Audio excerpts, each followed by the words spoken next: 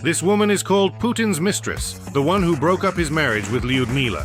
I truly believe that our Russian women are the most incredibly talented and the most beautiful. She is also referred to as the mother of 4 illegitimate children of the Kremlin dictator. I never look at my rivals. I never look at them, and I never try to adapt to anyone. But she still firmly holds the significant status of mistress and would-be first lady. Her remarkable flexibility is truly unmatched, both physically and strategically. Well, if you want to survive, you'll contort yourself even more. One of the most decorated gymnasts in the history of rhythmic gymnastics. Holder of 2 prestigious Olympic medals, 14 impressive World Championship medals, and 21 remarkable European Championship medals. She was predicted to have a brilliant future. She could have had a truly stunning and well-deserved career as a prominent sports coach or official. She could have allowed herself to marry for true love and make a worthy and wealthy husband incredibly happy indeed. Do you really want a truly great but pure love? So the pressing question is, why exactly did Alina decide to trade the rigorous gymnastics mat for a luxurious featherbed in Valdai, thereby becoming an obedient and compliant doll in the manipulative hands of an aging Carabas Barabbas? Yes.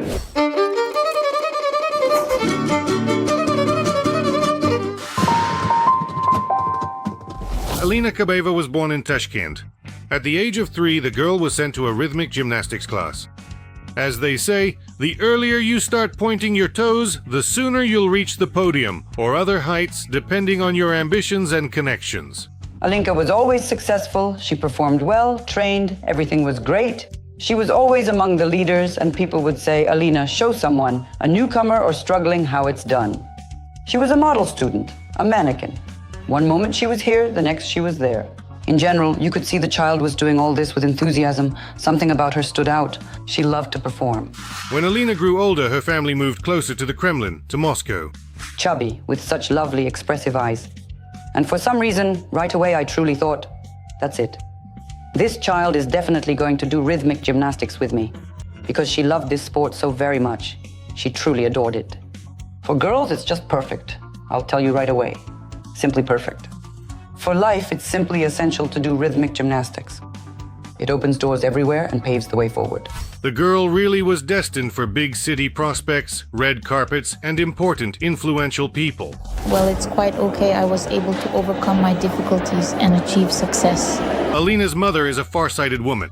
She brought her daughter to none other than Irina Wiener, not just a coach, but the wife of the all-powerful billionaire and oligarch Alisher Usmanov. She looked at my stats and said, I'll keep this girl, but only on one condition, if she loses weight and gets in good shape. If you're to place a bet, do it on people with it under control and the right ties. When you're in first place, you're a star. Step away from that spot and you're nobody. That's exactly how Alina's story of a meteoric rise began. On the mat, up the career ladder, behind the scenes, and, as it later turned out, in the bed of the bunker grandpa. After all, Alina has always been very flexible, both in sports and in life. Because I was so sure that I would become an Olympic champion. And my friends told me the truth. Alina, you just didn't reach into your pocket and check that you didn't have a gold medal in there? They say Alina Kabaeva made a real revolution in rhythmic gymnastics. Well, of course. Few athletes could spin, bend, and hit the right rhythm and position as masterfully as she did. And not just on the mat, but also in the halls of power. Then came her very first Olympic Games, and unfortunately a doping scandal unfolded. So, it's the year 2000. Alina Kabaeva is 17. A complicated age, but with enormous prospects. And then suddenly it turns out that the young gymnast has been listed for over 7 months in Military Unit 16660 under the jurisdiction of the FSO, the very federal protective service that guards the president of Eritrea. Coincidence? I don't think so. For her service to the motherland in uniform, Alina received about 2,000 rubles. What exactly Alina did in the FSO unit is a closely guarded secret. No one seems to know, but everyone understands everything. They just don't say it out loud. And your significant moment of truth has finally arrived. If you are a true athlete, if you are indeed Kabaeva, it means you will certainly pull yourself together. But if you are merely just sour cream, then you will inevitably die as sour cream. Putin and Kabaeva first met back then in the early 2000s, when Alina's so-called godmother, coach Irina Vina, hosted a significant reception to celebrate the Russian national team's impressive triumph at the World Championship in Spain. At first, everything was quiet, actually. It was after the Winter Olympics. Even the president himself came to the banquet. At that time, Alina had just suffered an injury and couldn't perform, but instead she dazzled everyone with a different, non-sporting act. She spent the entire evening having an exclusive conversation with the president about the future of rhythmic gymnastics. She's the most famous gymnast today, can we say that outright? Yes, we can. Apparently, the conversation was so substantial and so deeply impressed the aging macho that it continued at one of Putin's country residences. Indeed, sports really do bring people together. I always knew I was a good gymnast because people didn't always say it out loud. They were always giving me some kind of compliments. But was Vladimir Putin the only man in Alina's life? After all, her success and grace couldn't help but win over other men as well. What is the most important thing in life? The most important thing in life for me is probably most likely family. Rumor has it that in 2004, Kabaeva was planning to marry a police captain named David Musiliani. However, by 2006, they had already broken up. You understand? You need to be a good person yourself, fair and decent. That's all. Nothing else matters. At one time, Alina also managed to have a romance with the famous singer Murat Nasirov. These relationships left warm memories for both Murat and Alina. And it was exactly this that later played a cruel joke on the musician. In 2007, the lifeless body of the 37-year-old pop star was found beneath the windows of a 5-story building. The naive say that his death was a ridiculous accident or suicide. Clear-headed people stick to a more truthful version. But there's someone you love? Love. I truly can't say that it's love. In Russian show business, there are whispers that Nasirov was taken out, and the one who ordered it was none other than the jealous and envious aging alpha male, Volodya Putin. You're so cruel. That's just really how I am. Don't mention it, I'm actually very nice. There's a version that in a conversation with her girlfriends, Alina called Nasirov the best man she's ever had. She also admitted that she still loves him. Putin found out about this and couldn't control his jealousy and his own insecurities. Bless you, thank you. He's old enough to be Kabaeva's father, shorter than her, plain and not very attractive. And then he finds out that the best man in Alina's life wasn't him, but Murat Nasirov. Man will indeed be there. Man. In 2007, Alina buried Murat and announced her retirement from sports. But that year did not become a year of mourning for Kabaeva. Honestly, I think that women in general don't really know what they want. I mean, if you really truly think about it, you will genuinely realize that you don't know what you truly want, what kind of man you actually need. That's just the honest truth. 1 year, then just another. And the last one. Alina didn't grieve for long and moved on to big politics. The doors to the State Duma were opened for her, and Kabaeva became a deputy. Of course, from Putin's loyal party, United Russia. I am grateful to our president, Vladimir Vladimirovich, who really pays great attention not only to sports, but to the country as a whole. The country is truly growing before our very eyes. She doesn't just talk about her own personal problems, but she also speaks up and takes decisive action. That's why, first of all, our esteemed president is the one leading us. In this position, Alina actively learned the basics of Russian lawmaking, voting as instructed, serving, bowing, and wriggling her way through. Fortunately, she was already quite good at the last part. Well, listen, of course, this is a different field. It wasn't easy, but then came experience. Meanwhile, her close relationship with Putin kept growing stronger, fueling even more rumors about their romantic involvement. Oh, she's a very smart young girl. She says, I know, Irin Sanik, that all men, without exception, tend to cheat. But the main thing is, if I get married, I just don't want to know about it. This is coming from a 15 or 16-year-old child. In 2008, Moskovsky correspondent first dared to write about the affair between Kabaeva and Putin. That's when Russian moral foundations began to crack. At that time, the bald Kremlin Casanova was still married. At the press conference, Putin was clearly embarrassed and frightened. But then he pulled himself together and responded to the journalist. He said that her colleagues shouldn't stick their snotty noses into other people's private lives. Private life, which no one is allowed to interfere with. I have always possessed a profoundly negative attitude toward those individuals who, with their truly disdainful noses and deeply erotic fantasies, incessantly intrude into other people's private lives. If someone, due to a lack of interesting topics, wants to dig into the private lives of Russian politicians, by all means. After publication, employees of Federal Protective Service came to editor-in-chief, not for an interview, but for a chat. The newspaper was shut down. After this scandal, Alina Kabaeva left Duma, ceding her seat to flexible patriots. Although they say happiness isn't about money, but about how much of it you have, so you need to earn a lot of money, you still can't just get it for nothing. Is money something important to you? Of course it's really important, because without money you're nobody at all. She gives Putin an Alaska jacket, and he gives her the chair of the country's largest media conglomerate. From that moment on, television in Russia completely lost its feedback loop. Stand for a long, long time. Everything is truly wonderful. In 2008, Alina, unexpectedly for everyone except those who can read between the lines, became the chair of the Public Council of the National Media Group. This is the very holding company that controls Channel 1, REN TV, Izvestia, and other mouthpieces of Kremlin propaganda. There's only one truth. There is no such thing as truth at all. Yes. Even in Russia, people were outraged. How did Alinochka, without a relevant education, management experience, or understanding of the media market, end up as the top boss in the world of television? In 6 years, I learned a lot. Meanwhile, as the invisible balding force was propelling Alinka steadily up the career ladder, Vovochka himself truly finally decided to officially end his marriage. It really was a truly mutual decision indeed. And our marriage is over. At the same time, the cowardly moth never admits he has been living and sleeping with Alina Kabaeva. I'm not involved in this. I'm not involved in this. I have nothing to do with it at all. I'm not involved in this. And she didn't really need that anyway. Is money really important to you? Of course, it's truly important, because without money, you're nobody.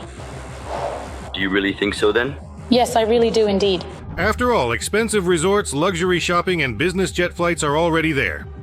Kabaeva, without any embarrassment, parties in Paris, Barcelona, London, and Milan, and treats herself to luxurious vacations in the Maldives and Seychelles. Meanwhile, her beloved is already actively preparing to attack Ukraine. Putin literally bathes his mistress in luxury, spending millions on her upkeep. Of course, not his own money, but that of Russian citizens.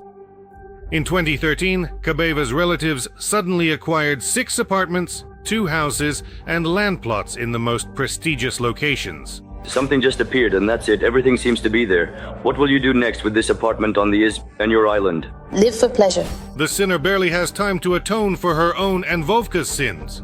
Your misdeeds have filled the cup of patience on the hayloft, on the table, and in the back seat of the carriage. Surrounded by numerous priests, Alina regularly attends all sorts of church events, even in the annexed Crimea. And we decided that our charitable foundation would restore this church. And I am very glad that we managed to do all this. Thank you to everyone who donated to our foundation. We are all one big team, and as they say, together we will win. This is some kind of strange fetish of the unholy Kremlin dictator. His ex-wife Lyudmila also constantly visited monasteries. This is actually my first experience as well. Even in adultery, Putin tries to emulate Peter the Great, who, because of a young mistress, forcibly sent his first wife, Yevdokia Lopukina, to a monastery. However, Lyudmila Putina was more fortunate. Her ex-husband soon married her off to a young rake. Serko is offering 20,000 for his bronya. 10. That's why I want to marry them.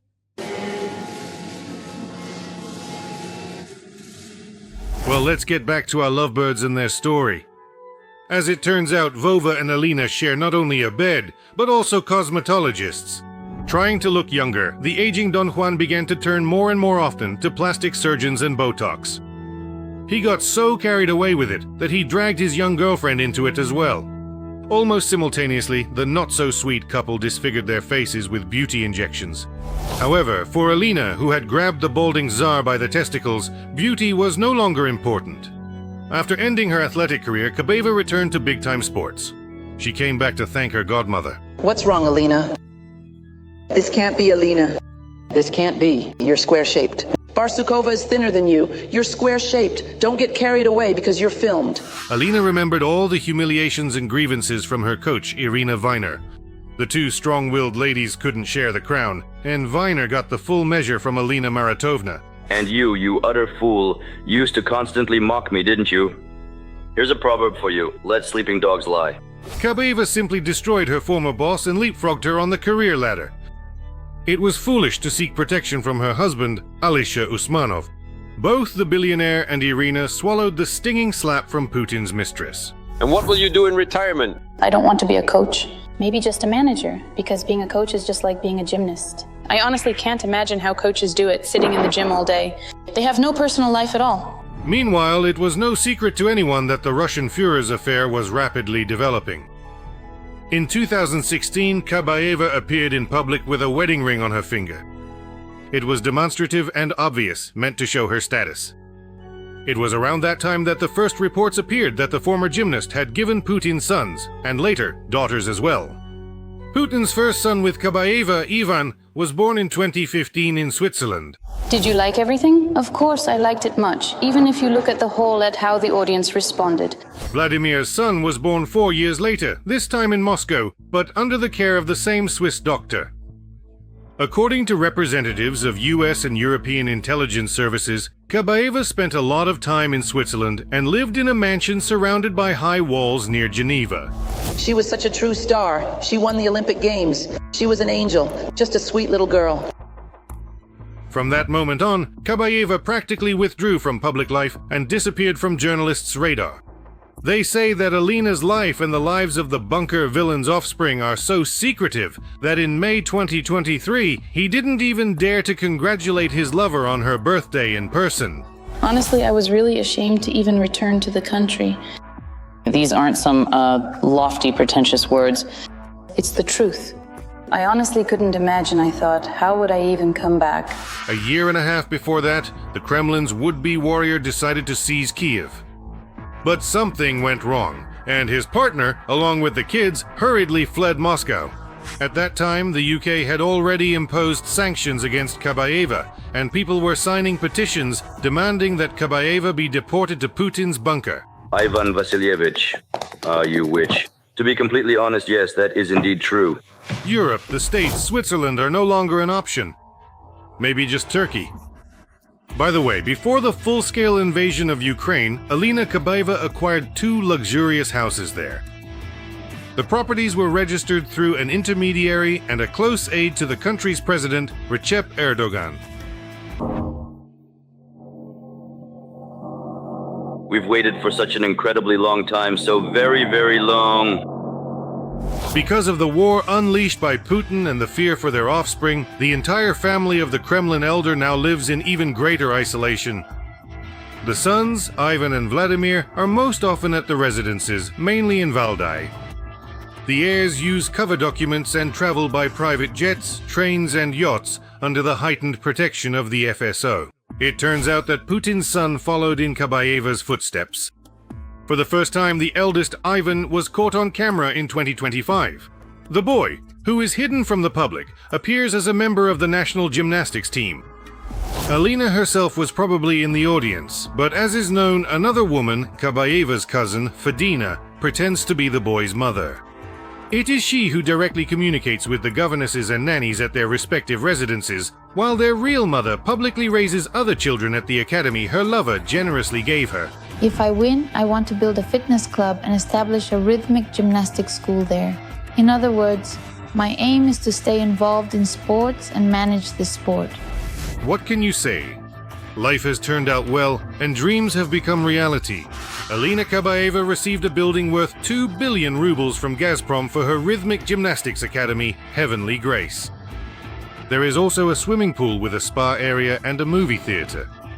The academy grounds also feature a sports medicine center and a restaurant. Businessmen close to the bunker criminal have been financially supporting Kabaeva and her entire family for at least 15 years.